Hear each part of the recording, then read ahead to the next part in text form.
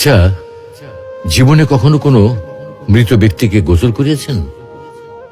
যদি কখনো সুযোগ হয় তাহলে সেই মৃত ব্যক্তিকে গোসল করাবেন। তখন খুব কাছ থেকে দেখবেন মৃত মানুষের দেহটা কতটা অসহায় লাগে, মৃত্যুর পরে মানুষের দেহ কতটা ভয়ের কারণ হয়ে দাঁড়ায়।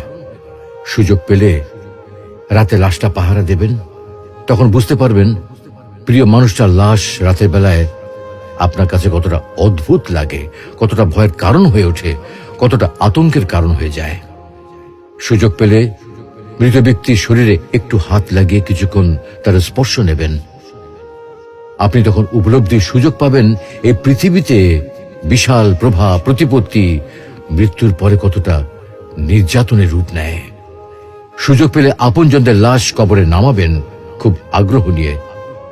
শেষবারের মতো মৃতদেহের মুখটি একবার দেখার চেষ্টা করবেন এবং বারবার উপলব্ধি করার চেষ্টা করবেন এই মৃতদের সাথে অনন্তকালের যাত্রার পথে এটাই আপনার জীবনের শেষ দেখা। সুযোগ পেলে মাঝে মধ্যে কবরস্থানে গিয়ে নীরবে কিছুক্ষণ দাঁড়াবেন। এরপর মনে মনে চিন্তা করবেন জীবনের লাভ ক্ষতির হিসাব। এই মৃত মানুষগুলো এই পৃথিবীতে কি করে গেছেন, কাদের রেখে গেছেন। যাদের রেখে গেছেন তারা কি কখনো এই মৃত মানুষগুলোকে স্মরণ করার জন্য কবরস্থানের আশেপাশে একটি বারের জনকে দেখতে আসে? আমাদের জীবনটা বড় অদ্ভুত, বৈচিত্র্যময়। আমরা এর জন্যে, ওর জন্যে, ধন সম্পদের জন্যে, ঐশ্বর্যের জন্যে, বাড়ি গাড়ি টাকা পয়সার জন্যে কত না মায়া দেখাই, আগ্রহ দেখাই, আরো চাই আমাদের।